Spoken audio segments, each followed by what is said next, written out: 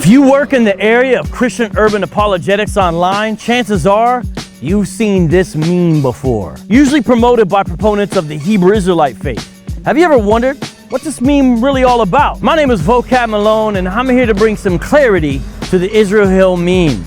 This is the historical marker usually pictured in the Israel Hill meme.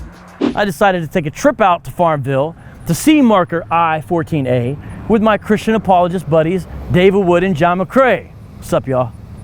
Yeah. Hey. We're here at the intersection of Lane Street, West 3rd Street, and Industrial Road Park in Farmville. Now, apologists of Hebrew Israelism claim that the name of this area, Israel Hill, and the sometimes name of some of its inhabitants, Israelites, proves that these free black Americans knew they were descendants of the ancient Israelites. And these slaves classified themselves as Israelites. These slaves said they were Israelites.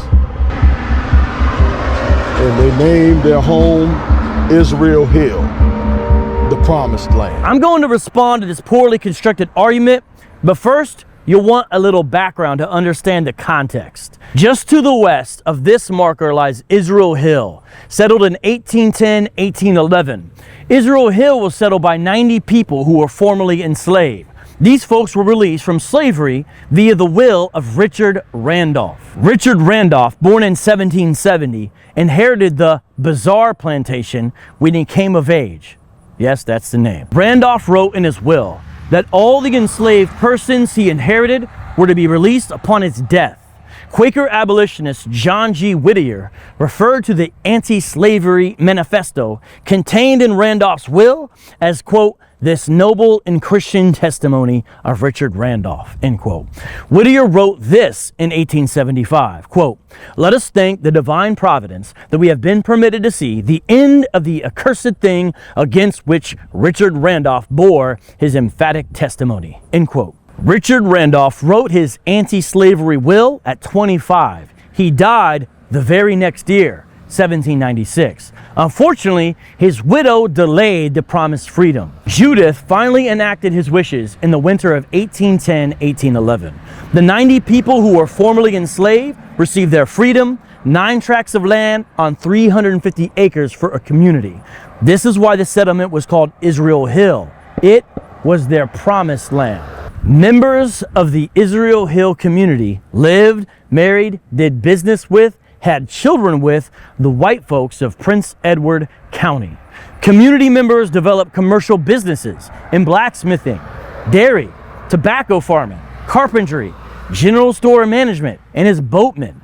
Some even received equal wages as the whites they worked with, and even successfully defended their rights in court at times. This is not to paint the situation as a perfect paradise. This Southern experiment in black freedom still had its struggles and faced unfair challenges due to prevailing bigotry in the environment. Historian and professor Melvin Patrick Ely writes about this in his award-winning and detailed history, Israel on the Appomattox, published in 2010. For 3 generations, as many as 150 free black Israelites lived and worked from their homes on a bluff overlooking the Appomattox River in pre-Civil War Prince Edward County. In 2009, the Department of Historic Resources erected this historical marker commemorating the community in Farmville, Virginia. You've got the proper background now. So let's take a look at footage of an actual One West Hebrew Israelite camp. Their name is ISOC, Israelite Saints of Christ, trying to prove they're Israelites from this marker on location. Y'all ready? Roll that clip. An acknowledgement by the Department of Historic Resources in 2009. They even understood what a lot of you so-called blacks don't understand today, is that they understood that you're the Israelites. Hebrew Israelites claim that non-Israelite powers work overtime to try and hide the true identity of black Americans. If that's your assumption, then why would the Department of Historic Resources make a sign marker in 2009 supposedly telling you that you are the Israelites? ISOC answers this by saying that the Department of Historic Resources is actually fulfilling biblical prophecy. Watch this clip. These Israelites and other free African Americans because you have to have an understanding. We're not African Americans. We're actually Israelites, okay? But we were brought over to the Americas from the western part of Africa. Your own presupposition works against your theory here. The real truth, the government does not think you're an Israelite, so it's neither hiding it from you nor telling you. With all due respect, you are simply misreading and misunderstanding this sign. It's not telling you that you are an Israelite, or anybody for that matter. Your answer is that this sign is a compassion. And give them compassion. And give them compassion.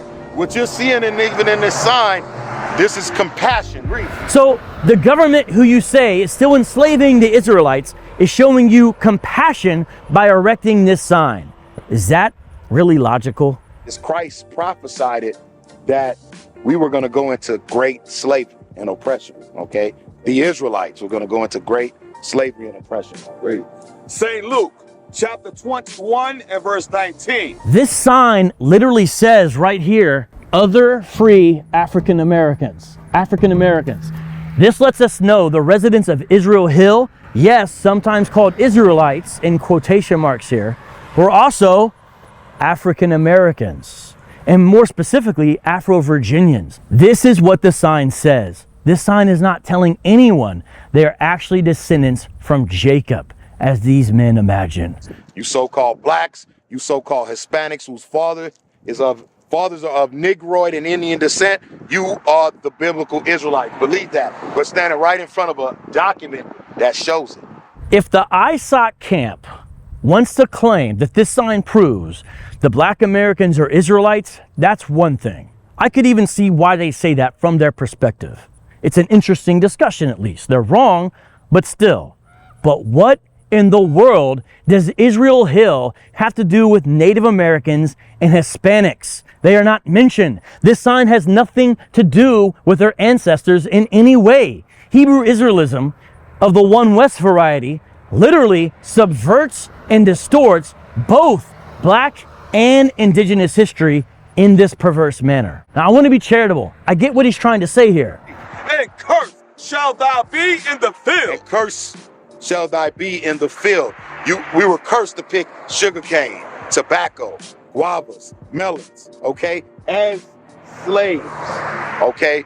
But as he reads a verse about being cursed and being enslaved, he's literally pointing to a historical marker commemorating the people of Israel Hill who enjoyed a measure of freedom, with some even becoming successful in business ventures, most notably Sam and Phil White. There's even a case of lending to the whites in the area. The family of early settler Hercules White bought and sold real estate in Farmville and joined with white citizens. With white citizens to found the town's first Baptist church in 1836. What does that tell you? The black citizens of Israel Hill were not bigots like the One Westers are. They joined with white folks to start a church in the area, a Christian Protestant church. This also tells us that they did not practice Hebrew Israelism. They did not practice that religion, as conceived by IUIC, ISOC, HODC, GMS, or FWOI. They weren't living like Hebrew Israelites because they were not Hebrew Israelites. The byword is what they call African Americans, or niggas, or sticks, what have you. Those are different names other than our biblical nationality, which is Israelites. Okay, it's telling you biblical prophecy, Deuteronomy chapter 28 and verse 37. A byword would be a slur of derision. For example, Sicilian Americans have been called wops, guineas, dagos. What's another one, guys? Greasers. They used to call me John Mark Greaser.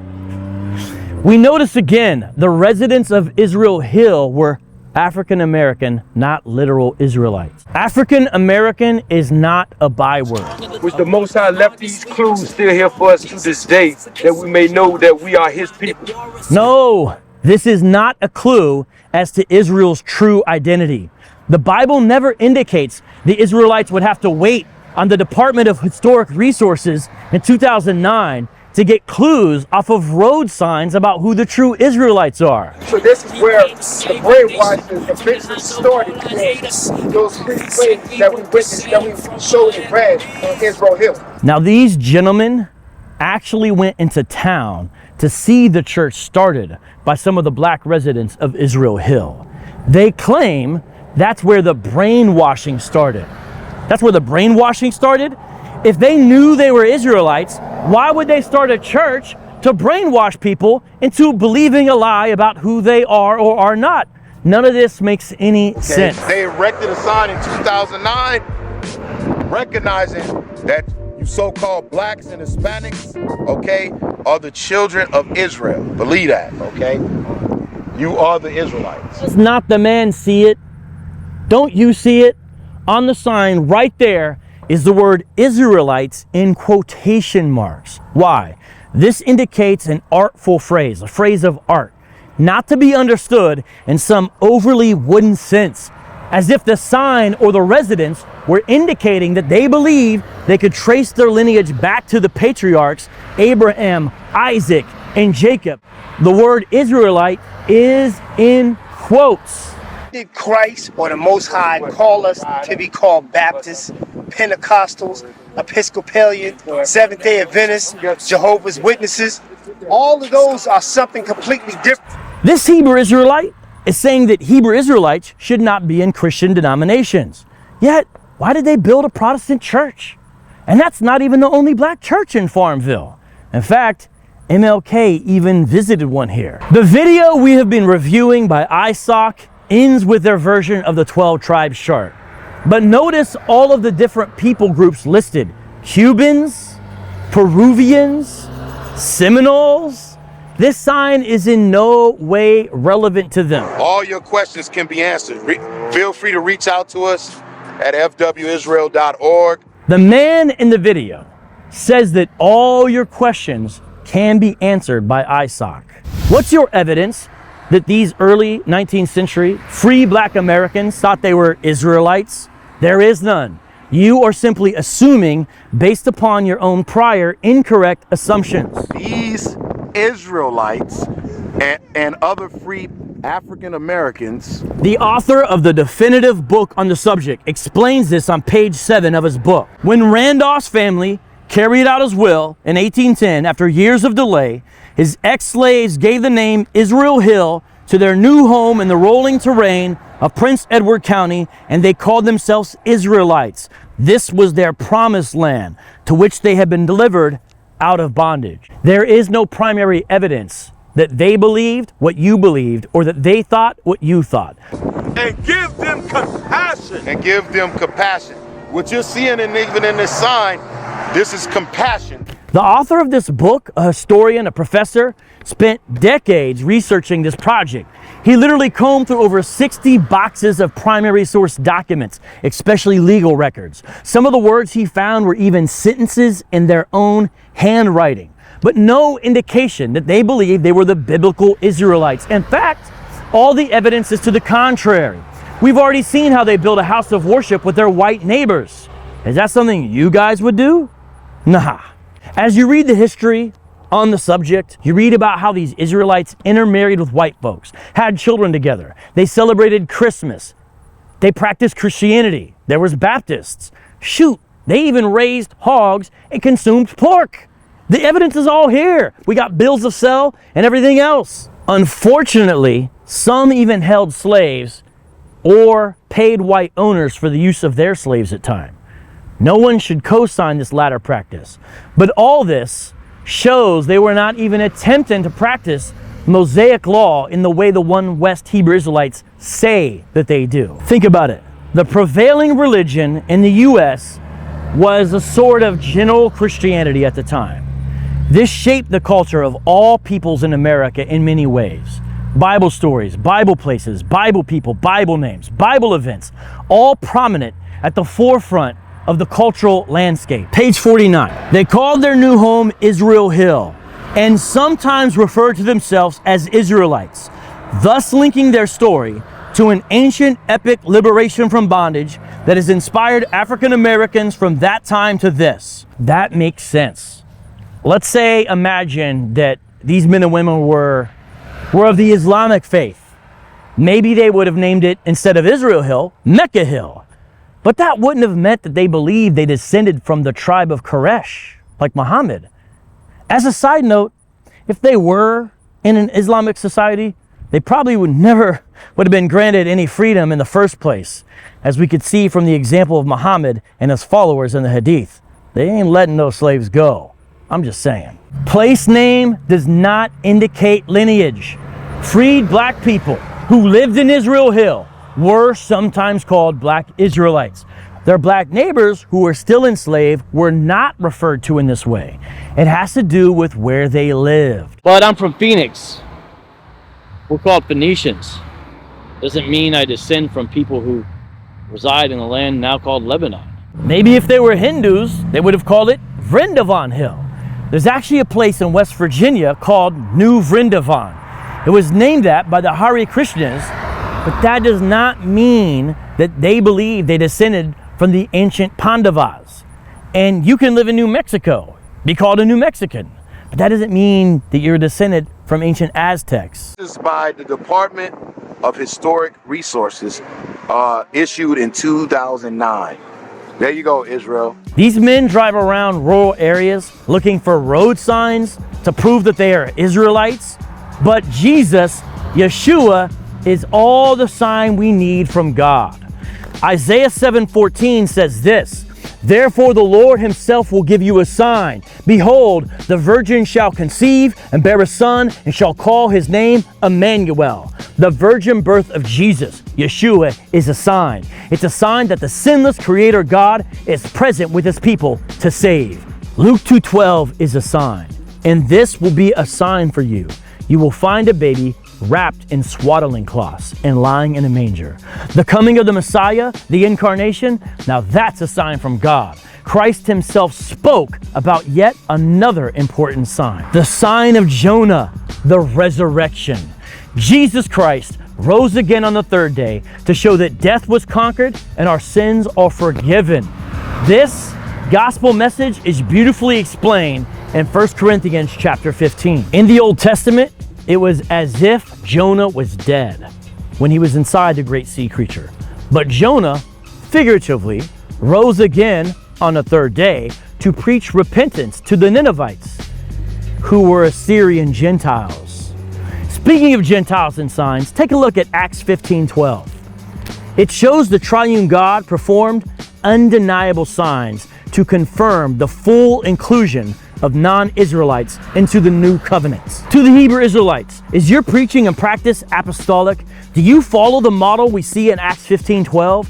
And all the assembly fell silent, and they listened to Barnabas and Paul as they related what signs and wonders God had done through them among the Gentiles. The frequent ethnic hierarchy, bigotry, and lack of gospel focus of most of your sects indicates that the answer is no. You do not follow the apostolic biblical model. Final word regarding signs from 1 Corinthians 1:22-24. For Jews demand signs and Greeks seek wisdom, but we preach Christ crucified, a stumbling block to Jews and folly to Gentiles. But to those who are called, both Jews and Greeks, Christ, the power of God and the wisdom of God. Israel Hill is important, historically, but not as important as Calvary Hill. Which one do you get your identity from? I implore you, stop seeking signs and start seeking Jesus.